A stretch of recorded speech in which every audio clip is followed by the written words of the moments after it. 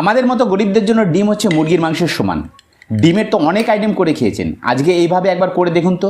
প্রথমে 4টে ডিমকে এরকম কাচের বাটিতে তেল মাখিয়ে 30 সেকেন্ড টাইম লাগিয়ে মাইক্রোওয়েভ করে নিন। দেখুন ঠিক এরকম সুন্দর একটা জিনিস তৈরি হবে। এবার কড়াইতে সর্ষের তেল গরম করে ওতে একটা পেঁয়াজকে কেটে বেরেস্তা বানিয়ে রেখে দিন।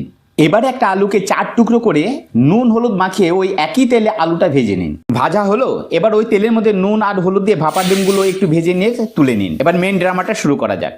গরম তেলের মধ্যে গোটা গরম মশলা আর আধা কাপ পেঁয়াজ বাটা দিয়ে একটু ভেজে নিয়ে তার মধ্যে আদা রসুন বাটা দিয়ে নেড়ে চেড়ে ওর মধ্যে একটা টমেটো পেস্ট আর নুন দিয়ে ভালো করে কষতে থাকুন। এবার ওর মধ্যে হলুদ, ধনে, জিরে, কিচেন কিং, কাশ্মীরি লঙ্কার গুঁড়ো আর চিলি পাউডার দিয়ে ভালো করে কষান। মশলা যাতে ধরে না যায় তার জন্য একটু করে জল নিন আর কষান। যখন মশলা থেকে তেল বেরোবে তখন ওর মধ্যে আলুগুলো দিয়ে আর একটু কষিয়ে নিয়ে ওর মধ্যে 2 কাপ জল আর বেরেস্তাটা দিয়ে নেড়ে চেড়ে ঢাকা দিয়ে 3 মিনিট ফুটিয়ে নিন। এবার 3 মিনিট বাদে ওর মধ্যে ডিম ভাপাগুলো দিয়ে দিন আর নামানোর আগে ধনেপাতা, কসুরি মেথি আর গরম মশলা দিয়ে নামিয়ে নিয়ে গরম গরম পরিবেশন করুন।